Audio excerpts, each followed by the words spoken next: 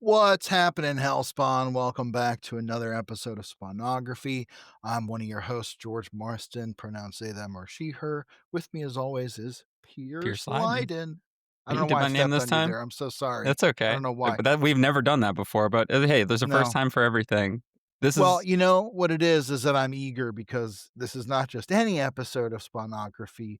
We actually have some guests. Yeah, usually it's just you and I talking into the void, but I guess you can talk at any point. It's totally fine. Man, I saw the countdown. As soon, I don't know why when the countdown came on for the recording, I immediately needed a burp, and I was just like, I did the I same gotta thing. shut this down. That's what that mute button's for. It's the most handy tool in a podcaster's arsenal. Yeah, George, you're a pro, man. There's a third. We have a third podcast host too. It's George's creaky chair. I spend most of our time editing out the creaky chair. It's not even an old chair. I don't know what to tell you. I was worried about my chair too. I'm over here creaking. Be fine. Okay. You'll be fine. You'll be totally in good fine. company. Yeah. So the people that are speaking, Pierce, why don't you introduce our guests? Yeah, so we've got Chris Killian and Andrew Sanders here. If this is one of our closest records to release date, so a couple weeks ago you would have seen that I Saw Santa was announced. By the time you're listening to this, New York Comic Con will have just happened, so I'm sure there will be even more fun things out about this book and the rest of the Spawn universe. But welcome, Chris, Andrew. Thank you so much for joining us. George, thank you guys so much for having us. First and foremost, I'm a big fan of the podcast.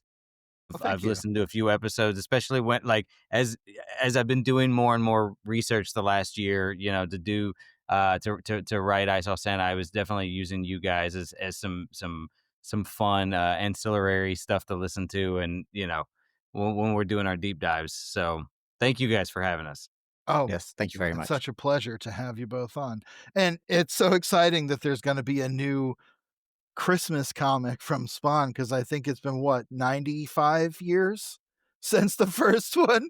Yeah, Spawn 39, right? Right. I mean, I know. I don't know why I feel like there was other Christmas themed things, but when we started diving into this, I was like, wow, there's been nothing since Spawn 39, and I think there's been a few kind of like rumored projects that have been canceled along the way. But yeah, it's crazy to me, and I love holiday specials. I know Andrew does too. So we're super pumped for this. Now, is that something, the Christmas angle? 39 is so iconic. Those first 100 issues, within those first 100 issues, it's one of the most iconic issues, like standalone issues in the whole of the run up to the 360s, 370s where we are now. But yeah, it has something really like magical about it. And it's always hard to write a new classic, I guess. And 39 really just nails it. Are you feeling a little bit of pressure that you're going to have to deliver in All I Want for Christmas Is You? No, I don't think so. I mean, I'm feeling a lot of pressure. I think we're both feeling pressure in the sense that it's our first book, and we want people to really have a great time with it and have fun. But I mean, it's like Todd McFarlane and Greg Capullo did that, and so it's like, they're legends, and so there's also a part of me that's like, I'm not even going to try to fly that close to the sun. It's almost freeing in a way. Yeah, right. That's like we're not going to attain that. So let's just have fun with what we've got. But no, we've got something that's really, really cool. We're very excited for it. Basically, the log line, like the elevator pitch that I've been telling people when they ask what it's about, is that I Saw Santa is set in the Spawn universe, but basically it's about a serial killer who blames Santa Claus for his tragic childhood, and so now every Christmas Eve he leaves a murdered family for Santa Claus to find. That's fun. Okay, that's very Spawn. I mean, wow. I mean, you kind of sold me for sure. I think that's a perfect sort of encapsulated Spawn plot line in a way. So I get it. I like that. Yeah. Now, go ahead. I'm sorry, George. I was going to say, for both you, Chris and Andrew, what's your history with Spawn? Exactly what I feel like we're all around the same age, so we probably have similar origin stories, but not the same.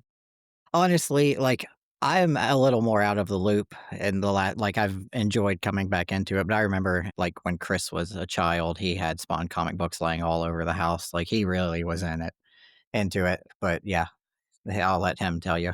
Yeah, I was pretty obsessed with Spawn personally.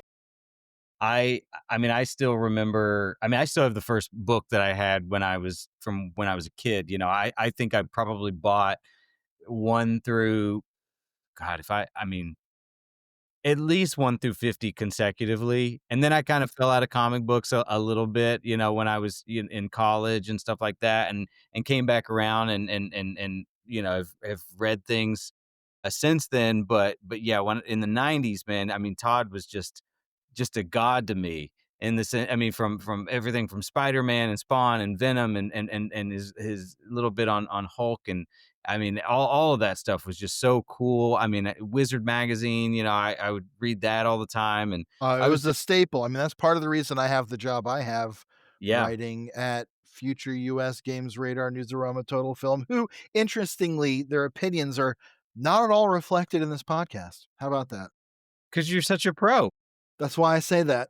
But yeah, I go way back with Spawn. The Spawn animated series, I've watched it a dozen times probably at this point. I love it so much. And yeah, if you'd have told 13-year-old me that one day you're gonna get to, you know, like Todd's gonna read your stuff and you're gonna get to work really closely with him on a book, and you're gonna have something that's in the Spawn universe. I mean, he'd shit his pants right there in front of me as I told him. I understand that. I mean, it's funny that we talk about that history with Spawn because, especially the Spawn animated series. When I was a kid, Spawn was I've never really stopped being into toys. Yeah. So like I was getting toys for Christmas way later than all my friends. But for a solid like 3 or 4 years, all I was really asking for were Spawn toys. And like I was picking up Spawn comics. And I just have so many Christmas memories with Spawn. So I always think it's interesting to associate those 2 things even more than Spawn and Halloween in my mind. But also one year when I was about 13, she gave me one of those Spawn animated series VHS, and I just remember sitting in my room like, "Whoa, they don't make cartoons like this on Fox Kids." No, no, no, no. No, they don't. In fact, there's still like a little bit of a Pavlovian response, I think, to watching those Spawn cartoons where like even though now I'm in my feast, I still feel like I have to like look over my shoulder and make sure that like, oh, my mom's not gonna be angry with I can watch Yeah. anything I want now, but I still feel a little dirty and secretive watching it. I It's think that that's part interesting. of the magic of the franchise, and even George, you were saying like, oh, you associate more with Christmas. There's like a Nightmare Before Christmas kind of energy to Spawn in general, Mhm. like before there was a Nightmare Before Christmas, and then like Yeah. similarly though, because of the subject matter that it feels like something that can stick with you for like a little bit longer, but that you still have to be like, I can't let people know about this. It did have a little bit of that charm as a kid too, where I had a babysitter when I was like maybe 12, like probably the last year that I had a babysitter, really more for my younger sibling. I was a big kid. I remember her being like, "Do you read comics? Do you read Spawn?" And I was like, "Yeah." And she was like, just talking to me about Spawn and showing me her Spawn comics. And I was like, older people like Spawn. I feel cool reading Spawn. Yeah. Yeah, no, no, and two, with writing this, it's like crazy because like all the I want to like it is full on for adults. It is very R-rated. It's very, I mean, it's very violent. It's in fact, as we've gotten more and more art from Thomas Nachlik, and he's drawing the things that we have written, Andrew and I. But as I see it, I'm like, wow, we need therapy. Like there's and I know that like while it's for adults, I have to be realistic and also parentheses hopeful that there is going to be some 12 or 13-year-old kid out there who's reading this when they're just a little too young and they have a flashlight and they're sneaking it around, and hopefully it changes their life in some way where they they become inspired by this in the ways that we were inspired by the Spawn universe when we were kids. Yeah, famously, it's so funny because Spawn, a pretty brutal comic kind of from the start. The famous story about Spawn #5 and Todd's Yeah. wife just being like, "Ooh, you've really got to dial that one back a little bit. Yeah. It's a little too much." Was there any That stuff has that stuck with me for 30. was there any stuff that you guys put into the book that Todd was like, "No, bud, we can't do that. We can't do that. It's too far." Okay, so first off, Todd has been wholly supportive throughout this entire process. But Todd has been game for everything that we've wanted to do. I Amazing. think honestly, Yeah. I think he enjoys a little bit of how demented Andrew and I's our ideas have been that we've presented him. I've been expecting pushback. Like, there's been some things we've submitted that I've been like, we're going to hear back about this, and We're nothing. now, and there are things though. There's been a couple of layouts that Nachlik sent that we've been like, maybe we should pull back a little on this, but for the most part, no. I mean, I think they're really letting us run with it. There was also something about I think that now everybody has seen the Wayshack cover for number Mhm. 2. So Wayshack has done an amazing cover. I love it. Talk about a guy who draws like just nightmare images. You know what I mean? Like the closest Cul-de-sac that, is amazing. If you're not reading that, start reading Cul-de-sac now. Cul-de-sac's incredible. I love Wayshack's art, and it's to me, it's like I feel like very reminiscent of like the weirdness that maybe Sam Keith used to do, or I think about like the images even in the Scary Stories to Tell in the Dark, like those kind of nightmare Such images, good right? art. Yeah, Wayshack kind of has that. I mean, he doesn't draw exactly like that, right? But the tone, Right. the weirdness, and everything is in that from Wayshack. And I know that on that cover, I think there was also like a puppy that was like nailed to the chimney, and they were like, "Nah, that's the cover. We gotta take the puppy Gotta off." not have And that. Wayshack is like, "Yeah, I thought that wasn't gonna fly. That's probably for the best." But, I think you put the puppy in there so no one looks at anything else that's all Yeah. messed up on there. Just take out the puppy and the, like, pile Yeah. of limbs will be fine or Hey, listen, whatever, enrage some parents, get it on Fox News, That's what I'm saying. It'll You guys become a want to burn our collector's book? item. Burn the book. We printed 1 million of them. So You heard it here first, folks. Burn I Saw Santa. yep, No. let's do a good old bonfire. Famously, nothing bad has ever started with book burning. We're So- not there as a country. We're No. not there. Calm down. Calm down. No, nowhere near. Not for Spawn anyway. So speaking of Spawn, of course, something that I think is cool is that Spawn fits so neatly into both the superhero and horror genre. Horror is is one of the most transformative genres to me because you can kind of mash it with almost anything and turn it into like a credible horror film, use that as a jumping off point. And of course, it's a long tradition of Christmas horror stories. So, how much are you kind of playing into that tradition, drawing on those things? What are your inspirations? How do you see it fitting into that tradition of like Christmas horror? I'll let Andrew start with this one. Well, I'd say we've definitely been researching as much as possible and adding what we can to it just to make it even more rich. Like, there's a panel in the second one that I didn't even know was a Christmas thing, and then Chris was like, "Oh, we're going to use it." And then like I was researching something a couple weeks ago, and it popped up. I was like, "Damn it!" He was ahead of me on this one. So there's definitely some deep cuts on it. But Yeah, yeah, I think too. Like we love Christmas things. We love horror. I love when you can marry those two things. But we were also like trying to be very cognizant of the things that have already come out. For example, we didn't want people to feel like this was some sort of Violent Night, Right. situation, right? So it's like our Santa Claus. I think it was important for us. The Santa in the Spawn universe that we have presented is very classic Norman Rockwell Coca-Cola Santa, right? And this guy could not be more just aghast at the violence that he is witness to. So it's not like he fought Nam or something. He doesn't have a drinking problem. This is Like, he's a this wholesome guy. dude. This guy is Not Machine Gun Santa or something. no, and we wanted him to feel as traumatized as the reader should feel seeing some of these grisly murders, right? It's like, this is not a cool thing. This is an awful thing that's happening. And I think that, so we really wanted to like lean into some philosophical implications that we think were not presented in a lot of these Christmas horror things. Like, to me, the scary thing about a Santa Claus, this omnipotent sort of holiday figure in a dark world like Spawn. Like what's cool about that and scary about that is like how does he feel when dark things happen, like evil things happen to good children like Shirley Johnson, Mm. right? What is his, does he feel any sort of responsibility for that or guilt about that, or just, what is his take on, if he knows, all the kids that are good, all the kids that are bad, and then what's going on with them in some sort of way, then he knows when they're, being brutally murdered by Billy Kincaid. I would imagine what's his take on something like that happening. I think that was pretty, a rich area for Andrew and I to explore. That's Also, kind of oh, go ahead, Andrew. oh, I was going to say, in a universe as dark as Spawn's, Santa has been able to retain his innocence until now. Like, we've finally been able to push him past the point of being able to be like jolly. Yeah, he It's a can't lot he of fun. he can't ignore it anymore. It's really kind Yeah. of like the problem's thrown in his face. It's interesting you mentioned Santa Claus's kind of omnipotence towards like innocence and children and darkness, because where we're at in our read of Spawn right now, that's very much something that Spawn himself is experiencing.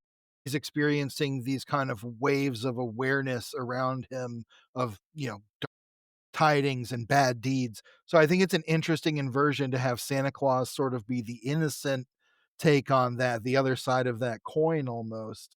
And so how does it feel to be like making the canonical Spawn Santa Claus, like of the Spawn universe? Oh, I mean, well, hopefully everybody loves it, and it's super rewarding. We'll see. We'll see once everybody gets their hands on it, and what they think. I mean, I personally speaking, like I said, I think Andrew and I are just thrilled that we're even allowed to play on this playground. You know what I mean? That we're not we even have carved out a little corner of the Spawn universe that we can now call our own. That's pretty exciting. You know what I mean? So that's I don't know. Ask me again in a month. That's the thing that's kind of fun about the Spawn immunity is that The there Spawn community. is that like it's a it's something that Todd said, early on years ago, but like when we were doing research for the book for the show and kind of digging into the history of Spawn, because for me it was not a book, it was a book I was aware of, but not a book I was actively reading because I was like, the kids that are mean to me read Spawn, and so I'm just going to read Spider-Man. But and I couldn't afford Jinkos. I lived in I wish I could afford them now. They're like $400. That's a lot of denim. But, there are it's so interesting how the Spawn universe has continued to expand, where you have The Curse of Shirley Johnson, you have Rat City, you have like Gunslinger and King Spawn and the main Spawn title, of course, but there's a little bit of a different flavor of the character wherever you kind of need him to be. And I Hmm. think from what I've seen so far, folks seem very excited to, get to go back to a vibe that maybe we just kind of haven't seen in a while. I know that we do have a Sam and Twitch, case files book right now, and Sam and Twitch are featured pretty heavily in the preview pages that we've seen so far. But yeah, it's really exciting, and I think we just finished our read of Hellspawn, of all of Hellspawn as well, and that was a really interesting book that actually feels like it's going to be similar to your book in a certain way. Well, you mentioned the scary stories to tell in the dark kind of art and that sort of vibe, and that's also something that's kind of been a tradition in Spawn. So I love how much you guys are picking up these batons from throughout the years and bringing them into this sort of little corner of Spawn, like you said. Well, yeah, I think too that like for me as a fan, I think it's just fun to kind of cherry pick like the stuff that I was a fan of and the vibes. I was just talking about this with Tommy at World of War Comics, and we were sort of talking about how, I mean, I find Spawn to be almost like Batman esque in a little bit, in the way that like you can kind of put him over here in this more fantastical area, and it's like the big, the hell and the heaven of it all and the angels and all of this kind of stuff. But then you've got the Spawn the animated series bit where it's a little bit more, the supernatural is treated like a very special thing, and it's dark and mysterious and you have no idea what's going on, and it's kind of in this very gritty dark world, and I like those. I mean, I like that you can kind of go back and forth between those things, but I've always found myself drawn to like the earlier bits of Spawn, like the grimy street level Spawn, the very like the noirish Sam and Twitch kind of stuff, the Brian Michael Bendis Sam and Twitch. You know, that was like my favorite run of Sam and Twitch. And I like that kind of stuff. And so to be able to like cherry pick kind of what we were inspired by and to sort of like I guess fill the book with that sort of energy was like very exciting. That's Cause awesome. I because I think too, like, you know, like I've had these conversations with Daniel Henriquez, who likes, you know, he kind of, you know, thinks of Shirley Johnson as like an anime almost, right? Where Mm. it's like it's a lot more fantastical and and he's doing an awesome job at it, and it's so great. And what him and Jonathan Glapion are doing is amazing. As where I like the more grounded street level kind of stuff. Which is funny is because you say Santa Claus and you think fantastical. Yeah, Right. exactly. But it's so much more grounded than I think people are ready for or gonna expect. I mean, it's very dark, it's very violent, it's somber in a lot of ways. I think it's very good story. You know, I think that's what makes such a great iconic character. If you like you Mhm. said, Batman, Spider-Man, Santa Claus. Santa Claus, exactly, you know, in a way, Spawn as well. They can fit into these different ideas and different molds. I mean, we've seen Santa as a superhero at this point. We've seen Barbarian Santa. We've Yeah. seen, you know, so many different versions of that even. An iconic fictional character can fit into so many different molds. Okay, so here's a question. Do you have a favorite alternate Spawn? Like another Spawn character? Yeah, like Gunslinger Spawn, Yeah, yeah, Medieval yeah. Spawn. I mean, it's probably Gunslinger Spawn, to be Mm. honest. I mean, he's just Not a bad choice. no, he's cool. So that's probably he's probably my favorite. But Al Simmons, but it's also like I don't know. There's different versions of Batman, and Yeah. it's cool when Dick takes up the cape or Azrael or whoever else. But then I'm also like, Bruce is my guy. I mean, always and forever. So I feel that way about Spawn too. My favorite Spawn era visually of Al Simmons is the one big boot era. I love when he has the one huge boot. I think that was a Capullo innovation, Mm. Yeah. and it's just my For a favorite second, I thought you said domineered one Spawn thing. huge poot, and I was like, what? No, That's And then no, probably I can see I why realized you were made the face you did, because if I had said that, I would be fired from the podcast. that's probably in Spawn Kills Every Spawn though. That yeah. probably is, yeah. Yeah, I can't tell you how many times I tried to draw as a kid, like Spawn with one big boot. I had so many notebooks full of Yeah. just Spawn drawings. You know, and that's what's cool about the art. Let's talk about the art on your comic. You mentioned your artist. What's it been like building that relationship? And as you said, seeing those kind of layouts and stuff come in and being like, oh, brother, this is actually a thing now. Well, it's ironic that this is a Christmas book because I feel like every day for me and Andrew has been like Christmas. Like Nachlik is such a machine. Thomas is, I mean, he's such a good artist. And I think he's doing his best work that he's ever done on this. I mean, when I tell you like what we have shown so far is just such a drop in the bucket. I mean, he is doing some incredible things, some splash pages that are just blowing my mind. I mean, I love what Nachlik is doing on this book. I cannot wait for everybody to see it. I think that like the communication, but I mean, he's just such a hard worker. I think more than anything, it's incredible how reliable he is. And I know Andrew and I have talked about how what we write out versus the way he interprets it and sends it back to us is like it's so cool. You know what I mean? He just takes what we write and amplifies it. It's been a really interesting collaboration. And I think too, like sometimes he'll draw stuff and send it back to us, and then we're like a face that somebody's made or something that gives us an idea for like a bit of dialogue that we didn't originally write out. Or Mhm. it's just cool watching it come to life. No, speaking about the collaboration, I love when we get to talk to creators because learning how the sausage gets made, I find always interesting. Having a co-writer on a book, you guys are collaborating. What are you coming up with, like the overall idea, kind of creating a beat sheet of scenes and like, okay, I'll write this one, you write this one. Is it like a shared Google Doc where you're writing each other word? How do you guys collaborate? Each other word. That's probably the least efficient way. No, well, that's why it's taken so long to get this script done. Actually, I mean, we've been. It's like I'll text him and I'll be like, "All right, my word's in. Your Yeah. turn. Yeah. No, we do have a Google document, and we basically just talk about it on the phone and figure out where we're wanting to go with it, and then one of us will write it out, and then we just both tinker with it from there. And you're Yeah, going like full script? yeah.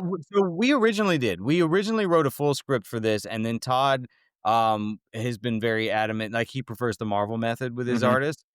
So he was like, so I would rather you do more of a plot and send it and then add the dialogue afterwards. And at first that really stressed us out because I was like, wow, that seems daunting. Mhm. But we ended up doing that, and like I said, it's kinda interesting, the collaboration, because to get it back, it becomes like for me, I've had a lot of fun because it becomes like a game of Mad Libs, where it's like you get the art and then you figure out like, oh, and I kinda see it from our original script, I kinda can compare them, and I'm like, this doesn't fit anymore. This doesn't fit the way that I wanted it to, but also this does. This is something I didn't even think of before that I can now include, and that's a lot of fun. So yeah, Todd really wanted us to do the Marvel method, so we plotted it out first, and we kind of filled in the dialogue afterwards. But Andrew and I, it really has just been a matter of like he'll write out some ideas, I'll write out some ideas, and then we just kind of have a vote on like what we think. We just kind of duke it out over which idea we think is better. And sometimes he wins, sometimes I win. I find that Andrew's really good at is coming up with some really insane, horrific things, and then I'm able to like be like, let's just walk that back just a hair to make it palatable for normal people. And Andrew's like, For if we normal have people. to, I guess. Yeah. I sitting in a wood shop, we should have known it. Yeah. He was the one with the dark mind. You spoke a little bit about really enjoying Brian Michael Bendis's Sam and Twitch, and we might get to talk about that a little bit more today. But what other writers from not just Spawn, but across all of comics do you really feel inspired by? That's for both of you. Right now, I'm really digging Doug Wagner's stuff. Like he's doing all the plastic and plush line and stuff. Like really worth checking out. And I don't know. This year, I've really been diving into some horror comics that but there's a lot of really good stuff we've got to stack up against in there. But hopefully, we will. What are you into, Chris? I don't like saying who I'm into because I don't want people to think I'm ripping them off. Fair enough. But I do, but I mean, yeah, Brian Michael Bendis on Sam and Twitch was somebody specifically who I feel like Sam and Twitch recently sort of like I've missed a little bit of the way they kind of bust each other's balls Mhm. in the original, in the early days, like Todd's early writing of them, and then the way Bendis handled them, that's something that we kind of try to harken back to a little bit in this. So I would say has been a huge influence, and Todd too. I mean, God, the way he wrote the first few issues of Spawn was fantastic. I can't even say him anymore, but I mean, Neil Gaiman is somebody, His influence looms large. yeah, it really does. I mean, I love everything about, a lot of his stuff, whether, in comics or just his novels and his short stories and, even like Coraline and stuff like that. I mean, I love scary things for kids. I think that we kind of baby our kids a little bit too much, and I think that they can handle a little bit more than we think they can. So I love incredibly creepy kid stuff. I always have. I don't know why. And like a goal of mine one day is like when I have grandkids, I want to write like scary short. I'm just gonna terrify the shit out of my own grandkids. They're gonna never want to go to my house. Boy, and now you're writing a horror story about Santa Claus, and it's amazing how there's no correlation. I was definitely the kind of kid that, like, I was watching Predator at, like, 9 years old. I'll never forget the first time that I realized that people in movies aren't actually dying when they die is I was watching Predator 2, I think. I was probably Wait a second. very too young. Yeah, I know, Pierce. It's a big revelation, just like the truth about Santa, which we will not divulge. What? Okay. Wait, what's this truth about Santa? That he's real. But no, I remember thinking they must have paid that guy a lot to get killed. And then I thought, that makes no fucking sense. So I think you're right that kids can handle things. And I also think that most kids are pretty good at telling reality from fiction. And I think kids know their own limits with fiction Yeah. a lot of time too. Well, I think too that like, and I don't have any basis for this other than, well, two things. I would say my own personal experiences, and I, as a kid, I liked being a little scared. There's something nice about being scared and knowing deep down that you're not really in any danger.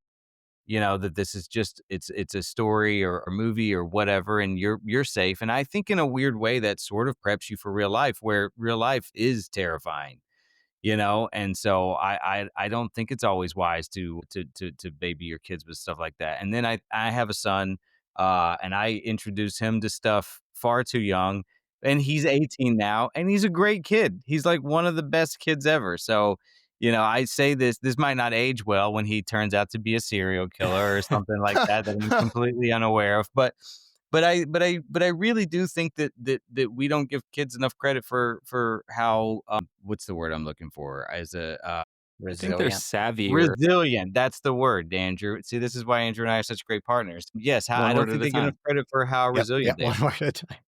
Yeah, I think you're right. I think there is a misunderstanding of in what ways kids are resilient and where they need more guidance and where it's kind of okay to let them. I think there's been some inversion of that. Like, I think if I was a kid now, I wouldn't be getting Spawn comics at the grocery store, even if they sold them there. My mom would probably be like, "The fuck are you trying to read?" Mhm. But like when I was a kid, that was again, we talked about it, that Yeah, was yeah. part of the allure of Spawn. And I think that there's maybe charm is the wrong word, but there's a very real comic tradition of Right. kind of embodying that split between Well, like I, this I is for also think kids and this too, is no way for kids.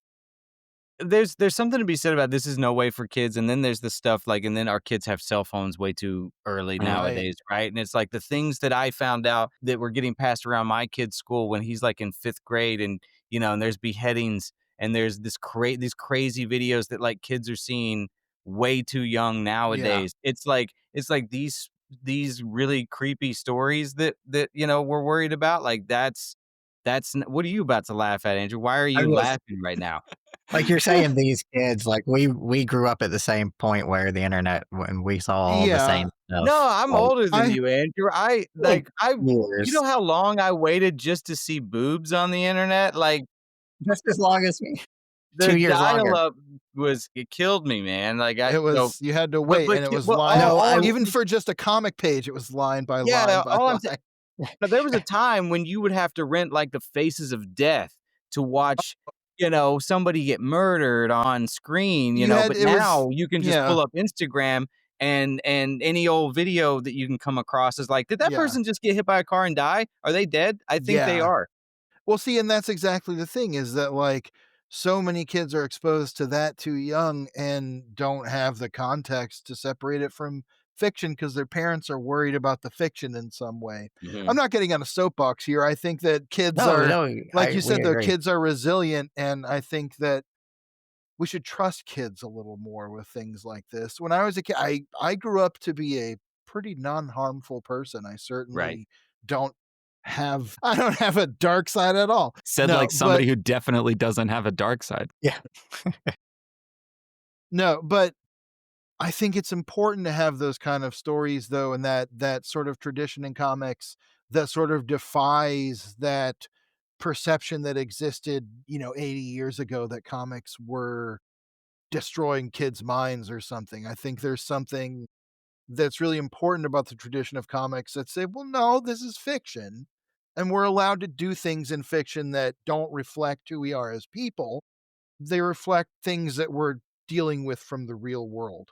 Like Yeah, like we've been joking, none of us are serial killers, but at the same time, I there think you are protest serial killers in too our much. fiction who might come up with things that they might, fictionally do. But I think that there's an important line there that is fiction. We've grappled with that in Spawn a lot of times, reading it over the years. Where is the line between good taste and bad taste? But I think it's important to be able to ask those questions sometimes. Yeah, And we're definitely gonna cross it, by the way.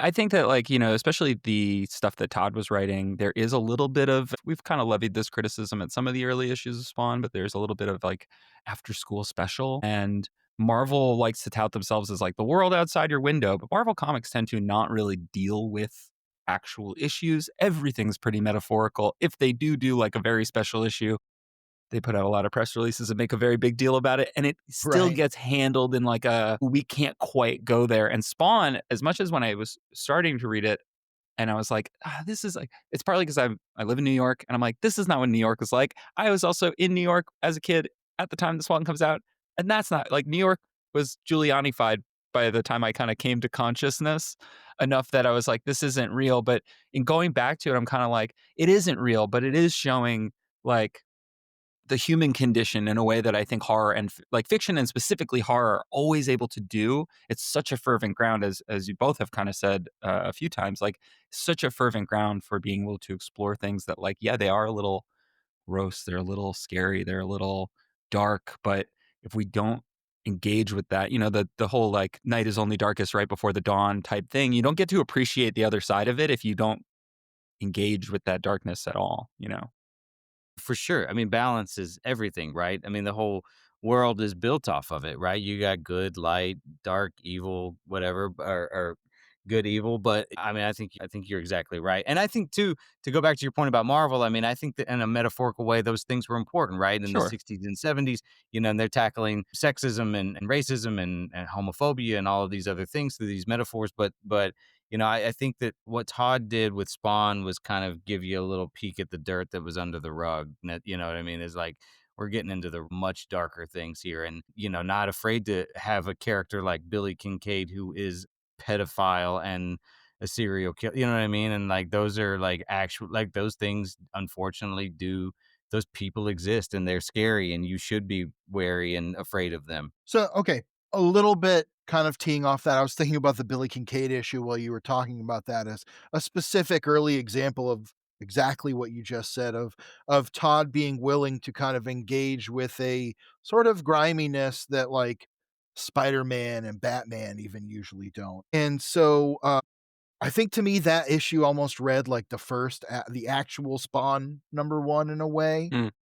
because it's so much of a mission statement. And that led me to ask you, do you have a favorite Spawn issue or story that's like just one of the ones that sticks out in your mind as this is what Spawn's about? Or one you loved as a kid or something? Yeah, I'm thinking. I mean, I think for me, just like it's always going to be Spawn number one because I was right there at the very beginning. You know what I mean? And I remember even being shocked, with Violator just ripping hearts out of guys' chests Yeah. and just being like, wow, like there's like X-Men and nobody Spider-Man, they're not doing this stuff. You know what I mean? I just remember being kind of floored by the level of violence that Spawn had in the darkness, and he was cool. He's just such an amalgamation of like all of these characters that he's perched on the gargoyles like a Batman. He's got this huge cape, and I mean there was Todd just knew that he was like everything that he liked to draw about everybody, it felt like, was kind Yeah. of like just molded into one cool character, and the chains and the spikes, and I just loved him. I mean, right away. And so That for me, cover of number 1, you would see it everywhere in comic Still shops, yeah, do. and it just looks so badass. It's still a yeah, classic. yeah, it's iconic. And so while there's been a lot of stories that I've loved, I mean, I think I'll always have just a really special fondness for just that first run. The first run of Spawn is just incredible. I go back to it all the time. There is something very magical about it, especially as a Todd McFarlane fan, in addition to just being a Spawn fan. Because if you look at the history of Spawn, Todd designed him when he was a teenager, carried that idea forward and refined it until he finally broke out on his own. When you look at it backwards, you can almost see how he peppered in those bits of Spawn into everything he did, and then, just as you said, cinched it all into that package. And there's something really cool about creating one of the last real superhero dynasties that exists and that has been created, arguably Deadpool or whatever, but that's part of Marvel. Spawn has outlasted everything. Yeah, he's such a strong central conceit of a character that like he's able to carry even when, yeah, maybe the sales are a little bit lower than the millions it was selling at the very top, but like it maintains this like dedicated fan base that wants to see more, and not many Yeah. heroes can really say that. No, I don't. Not many at all. I mean, I can't think of any characters who have retained the cultural relevance that Spawn has without like a movie in the Hmm. last. The fact that we haven't had a Spawn movie in almost 30 years is insane. But people still know who Spawn is. Like that. I mean, can anybody say that about the Phantom? You know, I mean, but for real, like it's kind of insane how relevant he's been able to stay without having like a mainstream media push behind him. Yeah. There are teenagers today who love Spawn who are getting access to comics in ways that certainly are easier than when I was a teenager. You don't have to go hunt it down. You can find it online. But also, like, you see him showing up in what was it, Injustice or whatever, or Oh, Mortal yeah. Kombat, Mortal Kombat and and Call everybody of was Duty. like, "It's fucking Spawn, it's fucking Spawn. Yeah, Oh yeah, my yeah, god, it's yeah, yeah, yeah. fucking Spawn." And it's like, it's amazing that there's somehow a perception within the comics community on some level that Spawn's a 90s thing, Yeah. on some level. But then when you really look at it, people still love Spawn. It's still a Hmm. huge thing, just like you said. And I don't think, from what I've read so far, I don't think the comics have ever really taken the dip that some people, sometimes reading orders say, don't read these issues. I think you should read them. They're great. Yeah, Hmm. I think also too, like a lot of creators who grew up with this stuff when they got the chance, I could think off the top of my head of like Kirkman and Donny Cates. What did they do? They put Spawn in the book. You want a shorthand for my shit is cool and I think this other shit is cool? Put Spawn in your book. Todd lets you. It's probably Yeah, cool. what was funny about that is that like when Andrew and I turned in our first draft, we initially didn't have Spawn in it. Wow. We had a lot of appearances from other characters, a lot of Easter eggs and things like that. But I mean, the first feedback that we got was more Spawn, and so we were like, "All right, don't twist our arm or anything." It was more just out of respect of just being like, I don't, we don't. That's the big guy. Like we don't want to have him in this. We don't want to taint anything with. But yeah, the first feedback that we got was we want more Spawn in this, and so we were like, done. We hope it's a great entry point for a lot of people into the Spawn universe because you don't have to have read 300 issues of it. Like it's its own standalone thing, and it can be enjoyed if you've never read a Spawn comic. But if you haven't, hopefully you see some of the world and you think I could play more in this. Like jump in there. That's awesome. Can you guys talk a little bit about like the development of this? Like obviously, Chris, in your, day job, you're talking to Todd many times over the years about various projects and things and became friendly with him. But what's the road to you getting to pitch something? And was that like a goal of yours always? Like I want to make a comic book at some point? I mean, I've always had yes and no. So I feel like with comic books, I've always wanted to. I mean, Andrew and I both went to school for writing. We, I've written stand up comedy for years and years and years. I did stand up, since 2009. Andrew's his whole hobby is reading and writing screenplays. It's all he does. And so I think that it just seemed like one of those things that I would love to do, but it on some level seemed unattainable. Like I don't know how to get into this world. I don't know how to go about doing this, and it just seemed like one of those kind of boyhood dreams that would never come to fruition. And I actually went to Phoenix, Arizona to interview Todd. We were talking about his collection. I interviewed him for like 7 or 8 hours straight, like spent all day with him. And at one point he was just I was really getting inspired by the story he was telling me about all the rejections that he used to get and things like that. And I kind of like offhandedly just asked him. I was like, if just hypothetically speaking, if somebody ever wanted to pitch something to you, like how would I go about doing that? And he was like, just send it to me. And I was like, really? And he was like, yeah, just. And I think he thought I was just full of shit, would leave, wouldn't think anything else about it. And I think he was just as surprised that 2 weeks later I had a whole script for him. And so I sent it to him, and honestly, I never thought I would hear anything back. I just thought he was being polite. Hmm. And yeah, and then, I mean, like, got it, 4 to 6 months go by, and I'm jumping on another interview with Todd, and I was just like, I wasn't even gonna bring it up, right? Yeah. I just was like, I'm a pro, George is a pro, Not like, going to be gauche about yeah, it. I'm not Yeah. I'm not gonna be like, so my script, you know. But first thing he did as soon as he logged on was like, Chris, I read your script. It's awesome. He was like, let's do something. And I was like, no, no joke. And he talked about it. I kid you not, like talked about it for like 2 hours. Wow.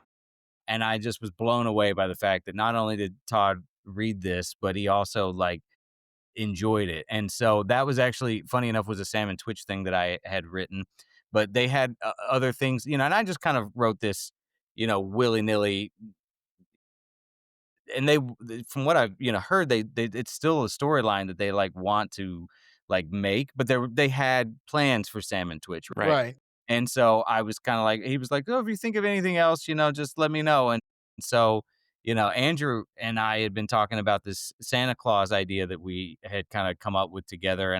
And I propositioned it to Andrew. I was like, it would be very interesting if we actually put this in the Spawn universe. And we sort of kind of figured that out. And so in New York Comic Con last year, I was hanging out with Todd and I just asked him, I was like, does Santa exist in the Spawn universe? And he just kinda like, I guess he could, why? And I told him the whole story. I mean, I kinda pitched like a, 10-minute thing, and he's like, "Chris, I gotta be honest, when you first asked me about Santa Claus and Spawn, I thought it was gonna be pretty cheesy, but that was badass." He was like he was like, "Let's do it." So, I mean, Hell there yeah. and that was it. So, I mean, Todd's been on board ever since then and, been very, very supportive in, like, all the ways you could hope for somebody to be supportive. He's been amazing.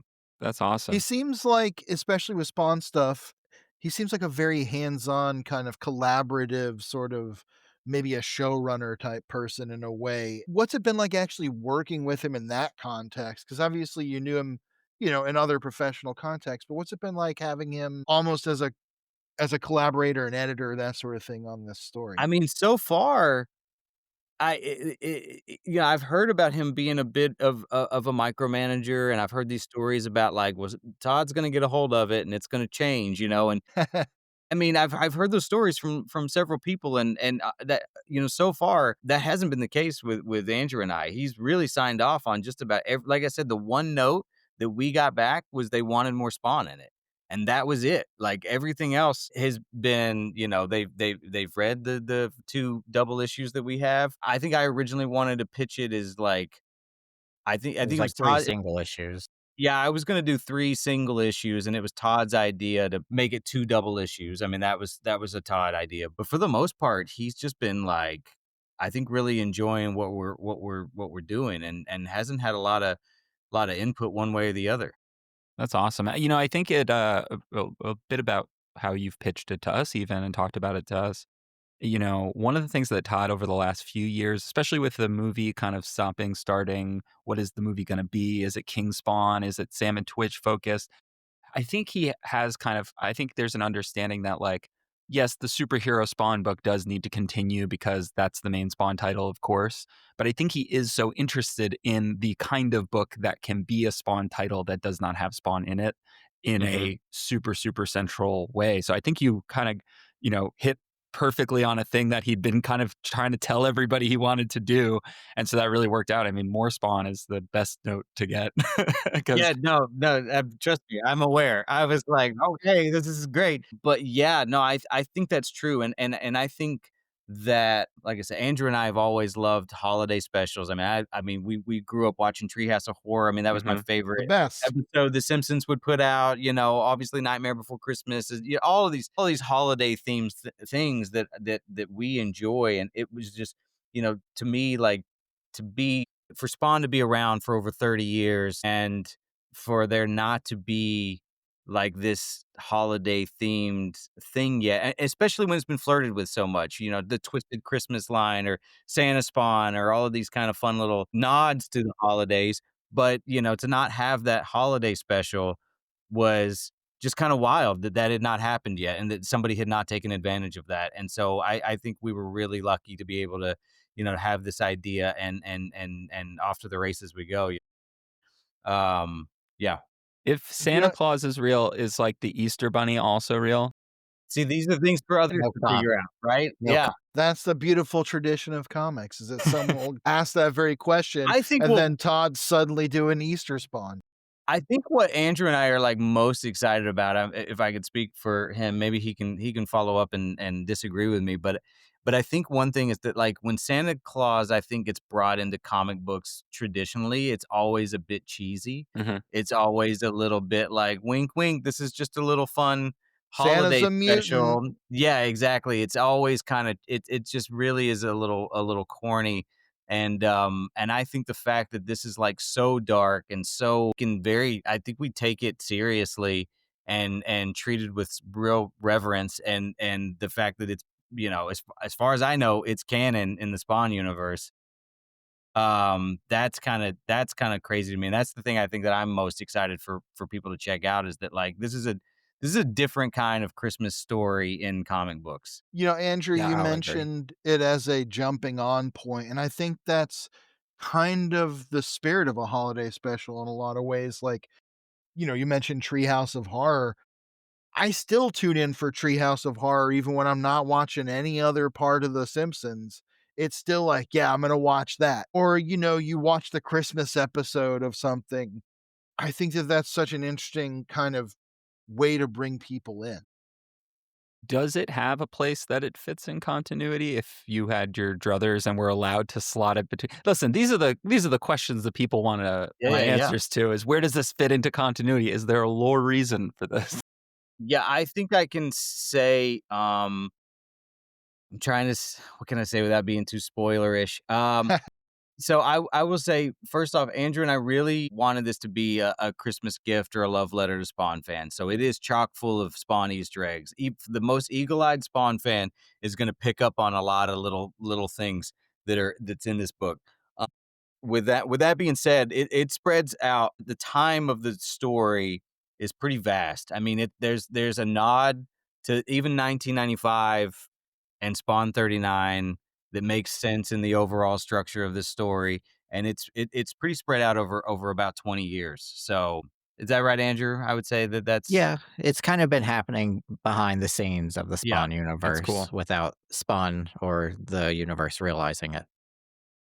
That's fun. I think that I think when you do retroactive continuity, not to call this like a retcon that's undoing anything, but when you get to tell a story between the raindrops, in those panel gutters, this is yeah, what's also going on. Spawn's another it's almost like the like X-Men classic backups, right? When those started coming out and Claremont's like, I get to like do this little thing here that makes all the other stuff, right. helps you read it a I little even think about, differently. like, Back to the Future too, right? Where it's like where you go back and you're seeing it from a different perspective almost, and knowing that there's, like, these other things that were going on behind the scenes around the original. I think things like that are very fun. So, yeah, I wouldn't say that we retcon anything, more so that we have carved out a little corner of the Spawn universe that was, up until this point, untapped. Yeah, that's cool. Yeah, I think that's one of the best things about when you have the opportunity to do something like this that almost can feel a little timeless, is to take that opportunity to ground it throughout like the Spawn history, like you said. I think that's interesting that it kind of takes place in the background. I think again, retcon's not the right word, Right. but I think that's one of the best way, or one of the coolest and most interesting ways to approach kind of playing with that continuity or whatever. I think it's more interesting to do that than just be like continuity bobbles or something. Mm. Right. No, for sure. I'm definitely not somebody who wants to add more plot holes to a universe. If anything, I like patching them. And so I think Andrew and I were really careful to not do anything that was going to, like, oh, well, this doesn't fit because of X issue, back in 2010 or something. Right. We'll find out. We'll find out. Yeah, there's someone somewhere who's gonna tell you. I mean, I think that, I've talked about this a lot on this podcast, and this is a personal thing that I've noticed, and maybe y'all have noticed this on some level too, is that there's like a undercurrent in a certain section of fandom to be more focused on those, like, how does this fit with issue 13 from 25 years ago, sort of factotum approach to how we engage with these stories and this tradition of Mhm. storytelling. And I just think that you kind of lose something there when you're trying to just ignore a meta narrative in favor of trying to patch together every single bit of continuity. And I think too that I've even learned that from Todd in a little bit, because Todd, I think you would find that all of us are probably more obsessed with continuity than Todd is. But Todd has even told me like, don't let continuity get in the way of a good story. Mm. I think that he really is not married to it if it means that it's going to make the story less entertaining in some way. Funny because when I was like researching Sam and Twitch, like I'm very thorough in my research, and it took me a long time to figure out just how many kids that guy has and what their names are. And when I actually got to the bottom of it, and I mean, I had screenshots of every time that they appeared in the books and all this stuff, and I showed it to Todd, and I'm like, okay, I got it. I got it. And he was like, I didn't even know. I was like, could you send that to me? It's like the Guthrie kids in X-Men. You're like, how many are there now? Ma Guthrie really popping them out. But, Yeah. there's a good Jonathan Hickman quote that continuity is the stories that people remember. And Mhm. like, and that he said that a lot in his approach to Fantastic Four and also to X-Men. And like, it's completely right. If the story wasn't good enough for you to remember it, it doesn't need to be part of whatever your personal headcanon of these characters is. And I think especially for these like long running characters, and I guess Santa Claus in here too, right? People don't accept the, Commando Santa version if that's not the one they want to be hanging up around their house, and nobody's like finger wagging at them like, yeah, but do you remember that time that like Santa Claus bombed a country? And you're like, wait, what? And they're like, yeah, it happened in this one movie that came out like 80 years ago. And you're like, I don't care about that. No, I So didn't I didn't know that that happened, bud. Sorry. yeah, so I think I'm very excited for I Saw Santa and how it's going to enrich the Spawn universe. I think that is like really what Yeah. it sounds like you guys are really focused on doing, and I think that's really fun. I think it's fun too that Todd is like, the way we make a Spawn comic is this way. Like we do the Marvel method, and I think that's partly his artist brain being like, I don't like this full script business One where, 1000% is yeah, yeah. Yeah. Todd is I think an artist first and foremost, and I think that and he's even told me that like a lot of modern day artists, like they're very scared of the Marvel method. Like they mm, want scripts. And I think he wants his artists to not be that way. And Nachlik, to his credit, was like, yeah, you can send me the script or you can send me the Marvel. He didn't care, right? yeah, He would Right. do whichever way. But Todd was adamant that it was the Marvel method. And honestly, as daunting as that was after having already written a script to go back and like just focus on the plot and take out the all of the non-essential dialogue and give that up, and it was like a little bit of a like kind of some hands off the steering wheel in a way. It was a little loss of control that I think Andrew and I both had a lot of fun getting that art and then being like, now what can we do with this? How can we use this to accentuate the story we already wanted to tell? that's awesome. Was Thomas assigned to you, or was he somebody that you kind of liked? Yeah, that That was Todd's choice. Todd really wanted Knocklick to work on this book, and I was already familiar with his work, obviously from he's had done stuff on King Spawn, and then he's had this great Salmon Twitch run, but yeah, when I tell you that, like, I think he was very excited too because he's been kind of mired down in the more grounded, street level kind of stuff with Salmon Twitch, and I think to be able to stretch his wings a little bit with the fantastical elements that we were kind of presenting in this book, it really excited him. Other than elves, he'll tell you, he'll be the first one that Yeah. he fucking hates drawing elves. There was on it, like, the first of the book is Sam and Twitch, so the first few pages he was drawing, he was very like, "Oh, this is, very the same old," and then his energy just changed as soon as he got out of the Sam and Twitch stuff. It was crazy to see. He was having so much fun with it. We talked about Brian Bendis and his work on Sam and Twitch, and speaking of how, continuity interacts in Spawn, after Sam and Twitch kind of started, there's a marked difference in how they're portrayed across the line. And I think that's really interesting. And to your point, and to the point about Todd kind of saying, don't let continuity stand in the way of a good story, Bendis also kicked off, he wrote the first, what was it, 9 or 8 issues of yeah, Hellspawn. Oh, yeah. That's a totally different kind of Spawn book that exists alongside the main title, but it's just so different and it's just allowed to be that way. I think that's so refreshing in a world where, like, if it's Spider-Man, it's really gonna be within a certain, like, tolerance of a portrayal at this point of a house style. yeah. Oh, I'm so sorry. I had something, and you just are like, oh, that would be a great thing to ask, and then I just completely I looked over on my desk, and That's why this isn't live. yeah, You know what this I is part mean? of what it is. Yeah, and you make it seem as It's seamless as possible. Like, I totally get it, man. I did a podcast the other day, and Andrew was like, I was like, "You wanna be on this one?" He was like, "Hell no, it's live. I'm not doing that."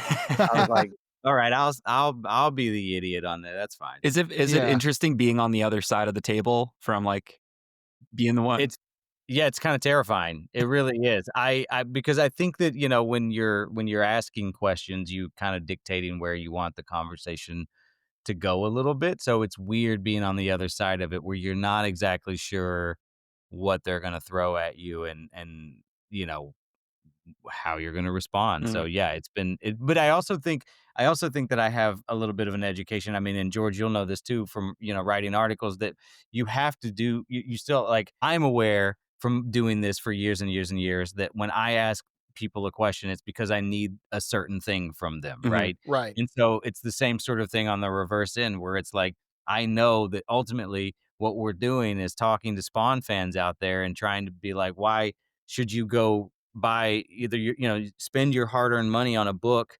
that these two guys have, who don't have any writing credits to their names. Why should you go check this out? And I have to sell that, as far as like I have to give you reasons why. And the reason why is because this is a key book, because this proves that Santa exists in the This Spawn will be the universe. one in 10 years when they're doing Spawnta or whatever, and Yeah. it's this Santa is co that's what they're gonna It's gonna it's be gonna the be a key issue When they like bring you said. Spawn the animated series back, which they ultimately will, they're gonna have a holiday special, and it's gonna be Yeah, based on this yeah. book right here. In 5 I can years, people will be talking around Christmas time, and Santa Spawn will be one of the top ones they talk about. You won't talk about Violent Night, you'll talk about I Saw Santa. Violent Night 2, though, is a different story. I read the script. No, I'm just kidding. I haven't read it. literally a different story, I it's guess another we'll get movie. a Santa toy now also. I hope so. Straight up Santa and the Spawn scale, that would actually kinda be great. It would be kinda How sick. That Chris was knew Todd McFarlane from all the Spawn comics. I knew him from the toy side. Like, I Yeah. collected toys when I was a teenager, and so Todd was a god to me in the toy industry. Like, every McFarlane toy that came out, I wish I had enough money to buy it. He So getting to really meet him and kickstarted stuff the was very adult fun. collector Yeah. market in that Yeah, he way, changed like everything. yeah. Andrew, do you have Yeah. a favorite McFarlane toy from that era? Well, I've got Norman Bates, like, that's probably my favorite Nice. one that I have. Amazing. I wish I had brought it to San Diego to get him to sign it. Next time if I see him again, I'll have to do that. I That's feel like great. now that you talk to him on a semi-regular basis, you can just be like, "Hey." I'm not there yet. I'm not Chris, yeah. Well, I think the thing that was always fun about the toys and like Poacher ends up becoming one of my favorite characters because we covered him in like a Curse of Spawn arc. And I was like, Right. man, this guy's so fucking cool. And then I was like, oh, right. It's from that weird line of like toys. And he just got thrown in. And he just came back recently now, too. So like Yeah. Poacher's back. I'm like, yeah, cool giant elephant guy. Hell yeah. Make, Yeah, the make, total chaos yeah, was what it exactly. was. I mean, I don't know how many, you guys have, I'm sure you've seen the Capullo cover right by now Greg for Yeah. I Saw Capullo. Santa, which by the way, it's just still like saying that out loud doesn't feel real that we have a Greg Capullo cover. But I mean, but it's clearly inspired by the Twisted Santa, from, so that, that in itself is like a little bit of an Easter egg for like longtime collectors of McFarlane toys, right? It's like that Twisted Christmas line had that the Santa with the gas mask and all that kind of stuff, and and Capullo's got that on the cover, and that's just kind of crazy. And is it going somewhere? I don't know. We have to wait and see, but it's just wild to think about. Yeah, I think that's great when you can again, it's just tapping into that tradition of Spawn in a way that and into the tradition of the wider world of McFarlane. I think that's part of why Spawn lives on in so many memories is because so many people have had different ways of connecting. Like Chris, we talked about your history with the comics. Andrew, we just discussed your history with the toys. There are people out there who grew up on the movie and the animated series, video games. It's kind of a multimedia dynasty that you don't see a lot outside of like Marvel and DC I very also want to add often. to that. I was thinking about that a little bit more since we've talked about it, and I think there's so many facets that are very interesting that you can latch on to Spawn in different ways too. Because I think about the fact one reason that Spawn was so pivotal for me is we grew up in a very a small town in Tennessee, very Christian, background, and I think a lot of even the religious aspects of Spawn, where as a kid not only was it dark and scary and creepy, but there were like these religious undertones that made me as a kid a little uncomfortable reading, but a little excited, Yeah. like where I'm like, is this blasphemous that like this good guy is like a soldier of hell? Like that's kind of exciting. You know what I mean? Like that was another thing that was kind of like I think really helping me stretch my creative wings as a kid, my thought process. It was just opening me up to a bigger world out there in some weird way that I didn't really think about until right now having this discussion with you fine people. Yeah, it's one of those things where you're like, when you're in Sunday school, you don't think about like how the thing that you're being taught or reading could be twisted a little bit or could be misconstrued. And obviously, as we've gotten older and we live in a society, we've seen all the ways that that can happen. And in a weird way, it does show how like Spawn might be like a little bit closer to reality than we might actually have realized initially. But yeah, like there's something exciting about finding out that Cog was Cain and that like there's I think especially once Holguin joins the book around issue 70, we start to see the religious undertones really get ramped up because I Hmm. think Todd did have he wanted to keep things a little bit at arm's length at first, but Holguin kind of cranks it into overdrive and it just adds this additional element to it. I did actually to the issues that are near and dear to our heart is probably not true, but issues 19 and 20 introduce Houdini as the fill-in for Batman because Todd is finishing Spawn Batman, and I just double checked to make sure that Santa had not appeared at the poker game in Daring Escapes, in and he does not, but Jesus Okay, does. okay. Jesus does. Jesus does. Interesting. Jesus does. Well, Jesus would have to Interesting. Yes. exist in the Spawn universe on some level I guess so. But because isn't he they're also? Christians. But he's like is like the man of miracles, right? Too is kind of it's like more of an insinuation that it's like Jesus, Yeah, but it's they not like a Jesus. weird pivot with that. Yeah. Yeah, yeah, yeah. Yeah, very interesting. And of course, in Marvel Comics, again, Jesus, like Santa, is a mutant. Right. Yeah, so anything's possible, you know? Well, actually, I I don't want to spoil too much, but our next book is about Spawn and Jesus. So, I'm just gonna spawns take this. You're coming for those Sunday school dollars. yep, Well, yeah, Spawn they Christ. have to buy I Saw Santa to get this Jesus one. Yeah, that's right. That's right. Sticking our hands in the collection plates with this one, team. Well, Yeah. Yeah, you're gonna need to so you can afford comics in 2026. My God. Unfortunately, Let's That is the good thing about ours. Ours is only $5.99 and it's a double Incredible. issue. Like yeah. that's a pretty good deal for I comics I today. also feel Andrew and I were really having this discussion the other day, but I was like, now that Sora 2 is dropped, do you think anyone's gonna care at all about our comic book? Like now they can just go make their own movies. Like what is so it's a very weird it's such a weird time right now, but I'm very hopeful that people are just gonna want things made by people. Oh, it's the most important thing right now on a lot of levels, in terms of, not the most important thing in the world, but y'all know what I'm saying. It's No, so I'm a big important fan of to freedom too, but yeah, I know yeah, what you're saying. right, but to have that connection, and I think that as we move towards those 2 double issues, I think it's so cool that you get to take that space and, like you said, carve out this corner for Spawn that hopefully will get to kind of live on in a way because it's this special Christmas thing that people will revisit and kind of take forward in their own comic experience. I think that's so cool. I think in a Well, that's way, what I'm hopeful for is that, it'll be something that people gift to each other every year. They'll be like, "Oh, you haven't read I Saw Santa? Well, here's the volume, or whatever in your stocking." I think it'd be a great gift to Yeah, get all people 4 into the Spawn covers. Yeah, universe. Yeah. that's they Well, eventually it'll be all a collection and then you can just give them that. it's a great but stocking eventually stuffer. Yeah. If people like it, then yes. Otherwise, we'll see. It'll just be wrapping paper or something in the future. Well, I think the thing that's cool about it too is it's like kind of the ultimate Spawn fan story, right? I mean, many folks that work on the Spawn universe get to say like, "Oh, I read all of Spawn like growing up, and now I get to work on the book, and that's so cool." For y'all, for it to be like your first major comics credit as well, it's like even more aspirational. And I think speaking to, people being excited about things made by people, it's like the thing you want is not that far away, right? Like you can Right. make it happen, right? And it's Yeah. not that you cold called Todd McFarlane and suddenly magic happened. It was like, no, you put years of work into your career, into your crafts, into being able to put yourself in a position that you were like, I'm really good at the thing that I do, and I'm going to take this shot, and it worked out for you.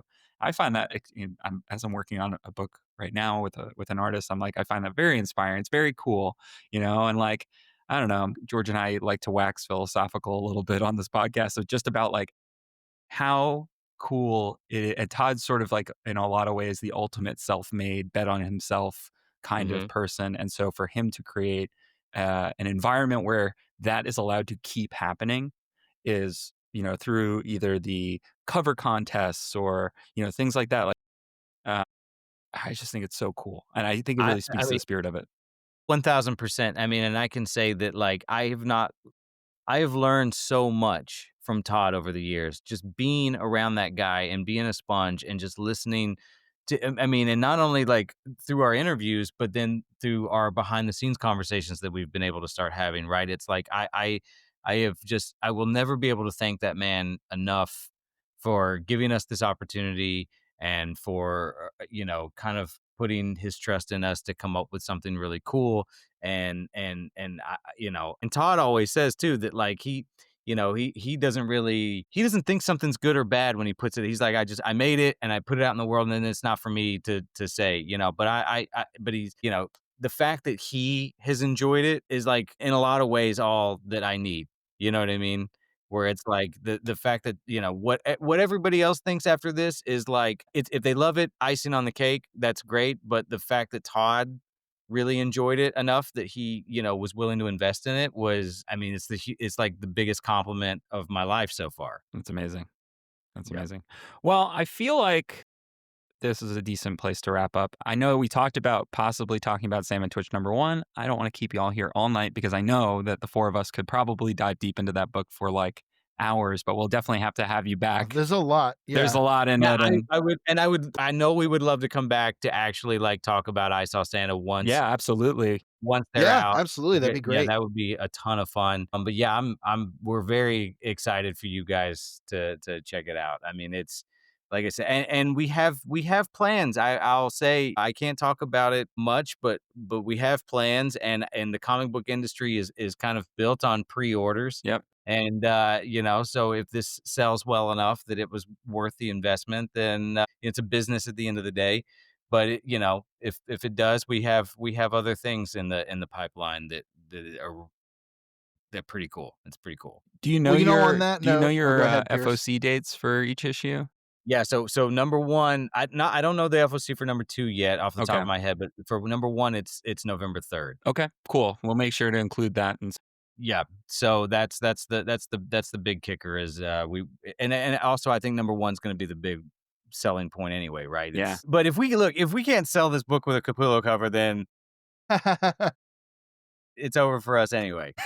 Well, look, on that note, that's a great point to go ahead and urge our listeners to please, please, please go down to your local comic shop, whatever it may be. If you don't know where it is in your town, I think comic shop locators that still exist. Sure. You can also There's a message way to us. We'll find find it. out. Yeah. We'll help you find the place, but please go down there, pre-order I Saw Santa. Tell your friends that it's going to be a really fun, cool thing because I think it will. But just, if nothing else, please support people making things they care about with their own hands and brain and heart. Well said, George. Hell yeah. Well, one thing we like to do before we go is recommendations for our listeners. I think our big recommendation is obviously to pre-order the book. My secondary recommendation is One Battle After Another because I just saw that and that shit slammed.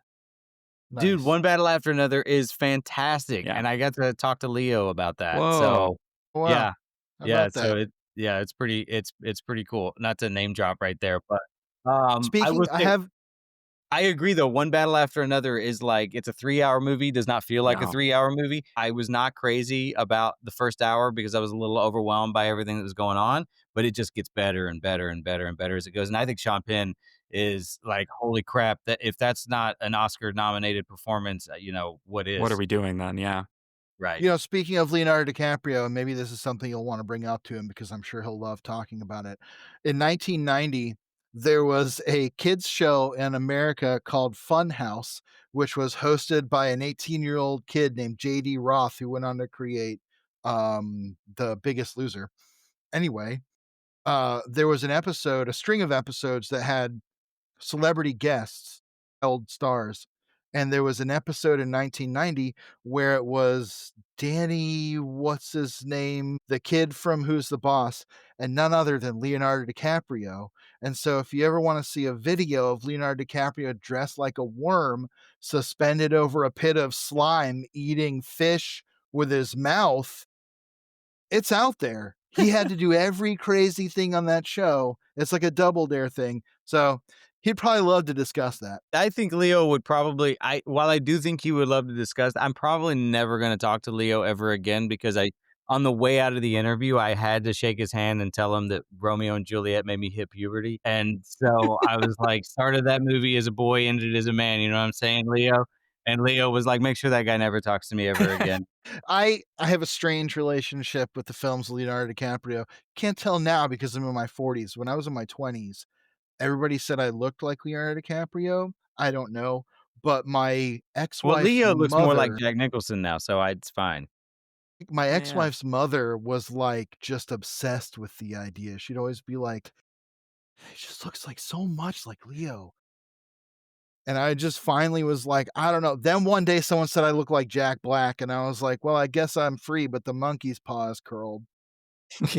No offense to Jack Black, it's just a different self-image. Yeah. So I've always said that if you're gonna tell me that I look like any celebrity, and it's and I've gotten many different names across the board, but I'll always like go up, right?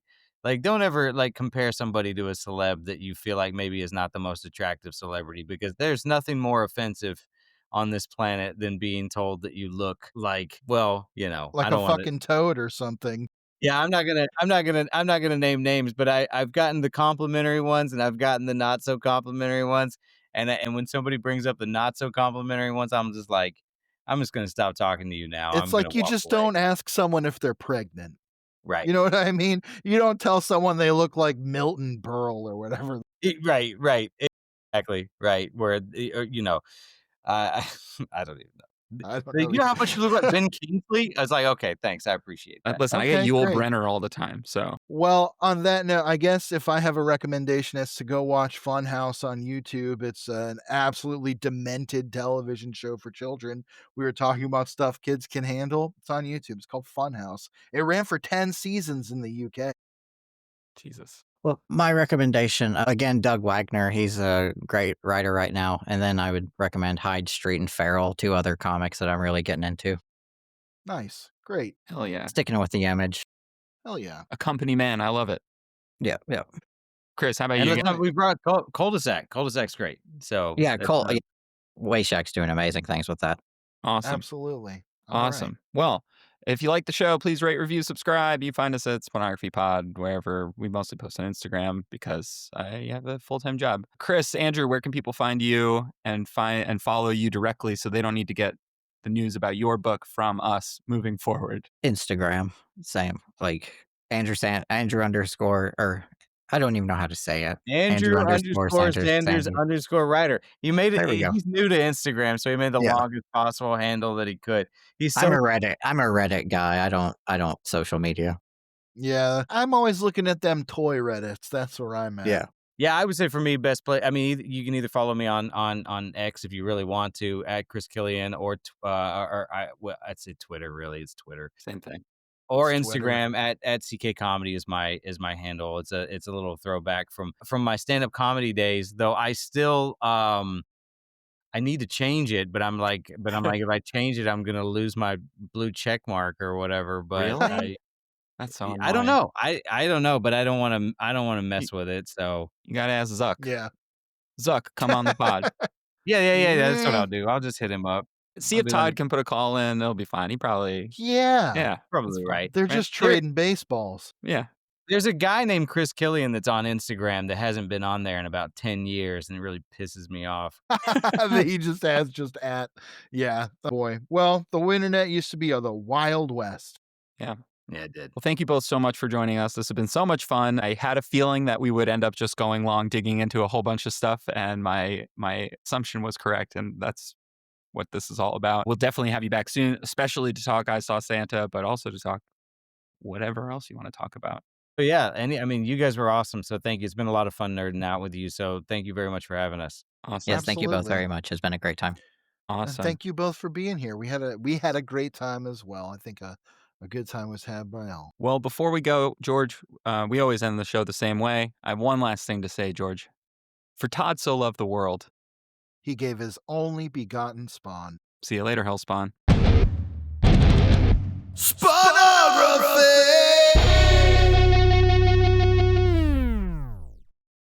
Spawnography is recorded in Athens, Georgia, and Queens, New York. It's produced by me, Pierce Lyden. Our theme music and logo were composed by George Marston.